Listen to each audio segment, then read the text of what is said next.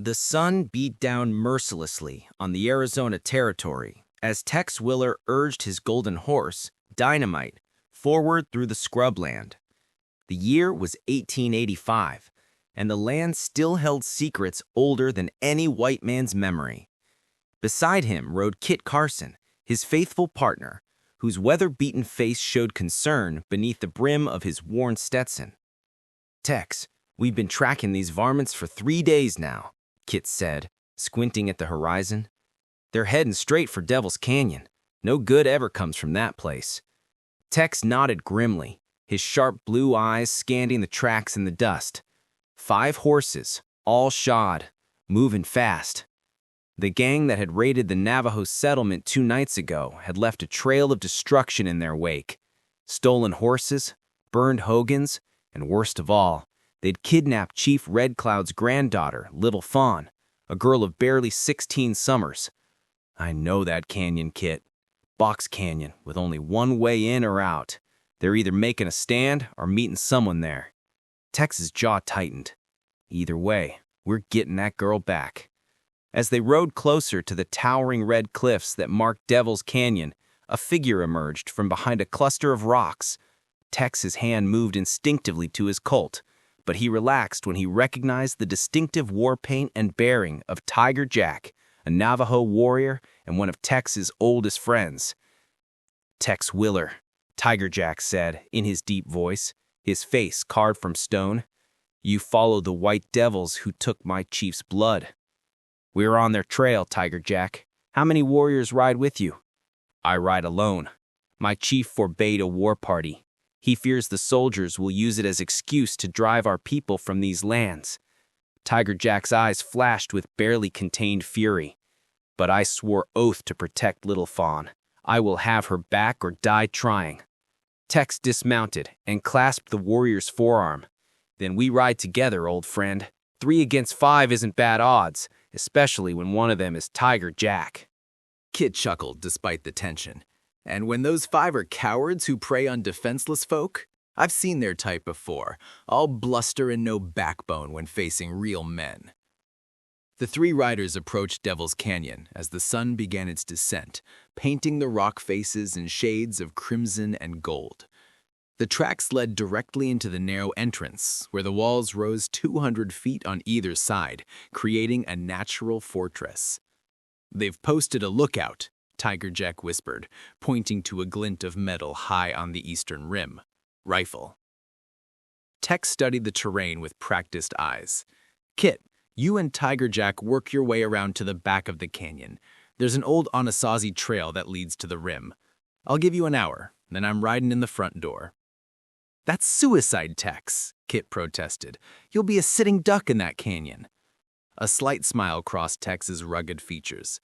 "That's what I'm counting on. When they focus on me, you 2 come down on them from above. Just make sure you get that lookout first." Tiger Jack nodded approvingly.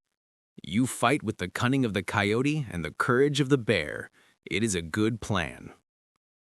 As Kit and Tiger Jack disappeared into the rocks, Tex checked his weapons, 2 Colt 45s, a Winchester rifle, and the knife he'd carried since his days as a Texas Ranger. He thought of Little Fawn, frightened and alone among those animals, and felt cold anger settle over him like a familiar cloak. An hour later, as the shadows lengthened, Tex mounted Dynamite and rode slowly into Devil's Canyon. The walls seemed to press in around him, and the clip-clop of his horse's hooves echoed ominously. He rode with apparent casualness, but every sense was alert. "That's far enough, stranger." The voice came from ahead, where the canyon opened into a wider area. Tex could see a campfire and 5 men, their horses picketed nearby. One of them held a rifle pointed in his direction. Behind them, tied to a cottonwood tree, was Little Fawn, her dark eyes wide with fear, but her chin held high with defiance. Tex reined in Dynamite. "I'm looking for some friends of mine, 5 men who might have passed through here. You seen anyone like that?" A large man with a scarred face and a black beard stepped forward. "We ain't seen nobody, and we ain't looking for company.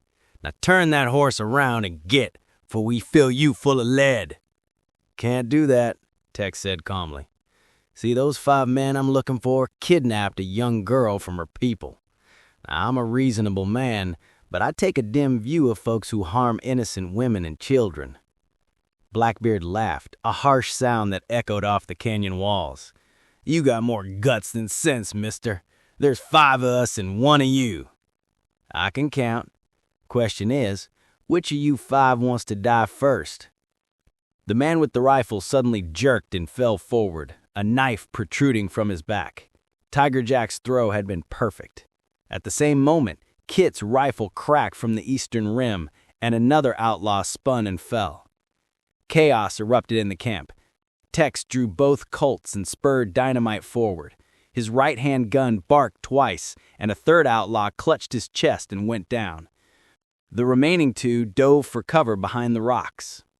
Tex threw himself from Dynamite's back, rolling behind a boulder as bullets whined off the rocks around him. He could hear Kit's Winchester singing its deadly song from above, keeping one of the outlaws pinned down. "Give it up," Tex called out. "You're surrounded and outgunned. Let the girl go and you might live to see a judge." Blackbeard's voice came from behind the rocks. "To hang? I don't think so. Tell your friends to back off or I'll kill the girl." Tex's blood ran cold. He'd been afraid of this. He glanced up and saw Tiger Jack moving like a shadow along the rim, working his way toward Little Fawn's position. Kit had stopped firing, waiting for an opening. You harm that girl and there won't be a rock big enough to hide under, Tex said, his voice deadly calm. I'll hunt you to the ends of the earth. Big talk from the dead man. Blackbeard jumped up and fired 3 quick shots at Tex's position, then ducked back down. But the outlaw had made a fatal mistake. In showing himself, he'd given Tiger Jack the angle he needed. The Navajo warrior leaped from the canyon rim, his war cry echoing like thunder. He landed on the rocks above Blackbeard, knife flashing in the fading sunlight. The last outlaw panicked and ran for the horses. Kit's rifle spoke once and the man stumbled and fell. He lay still, groaning, but alive. Tex moved quickly to Little Fawn, cutting her bonds with his knife. You're safe now, Little Fawn. Your grandfather sent us to bring you home. The girl's stoic facade crumbled, and tears streamed down her face. I was not afraid. I knew Tex Willer would come. My grandfather speaks of you with great honor. Tiger Jack approached, wiping his blade clean. Blackbeard lay dead at the base of the rocks. His reign of terror ended. The others? Tex asked. All dead except that one, Kit said, climbing down from the rim and indicating the groaning outlaw. He'll live to stand trial. As night fell over Devil's Canyon, they made camp away from the bodies. Little Fawn sat wrapped in Kit's spare blanket, sipping hot coffee and slowly recovering from her ordeal. The wounded outlaw was tied securely to a tree, sullen and defeated. These men spoke of others, Little Fawn said suddenly. A man they called Colonel Matheson. He paid them to raid our village and bring me to him. Tex and Kit exchanged glances. Matheson, Tex said grimly. I should have known. That snake's been trying to get the Navajo off their land for years. He wants the silver deposits in those mountains. If he's behind this, he won't stop with one failed attempt, Kit observed. Tiger Jack's face was carved from granite in the firelight. Then we must stop him. The old ways teach us. Cut off the snake's head, the body dies. First, we get Little Fawn home safe. Then we deal with Matheson. But we do it legal-like. I'm still a ranger, and I swear on my badge that man will face justice. They rode out of Devil's Canyon at dawn. The wounded outlaw slung over his horse. The journey back to the Navajo settlement took a day and a half. Chief Red Cloud himself came out to greet them, his weathered face betraying emotion as he embraced his granddaughter. Tex Willer, you have given back my heart, the chief said, gripping Tex's arm. The Navajo people are in your debt. No debt, Chief. Just doing what's right. Tex accepted the ceremonial pipe the chief offered, taking a ritual puff before passing it to Kit and Tiger Jack.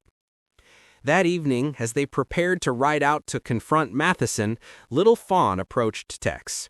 She pressed something into his hand, a small medicine bag decorated with intricate beadwork. My grandmother made this. It carries powerful protection, she said. You ride into danger because of me. Please take it." Tex smiled and tied the bag to his belt. "I'll treasure it, little fawn. You stay safe now, you hear?" The confrontation with Colonel Matheson came 3 days later at his ranch outside Tucson. Tex, Kit, and Tiger Jack rode in openly, backed by a warrant from the territorial judge and a detachment of cavalry soldiers who'd grown tired of Matheson's schemes. The colonel, a portly man with mutton chop whiskers and cold gray eyes, tried to bluster his way out.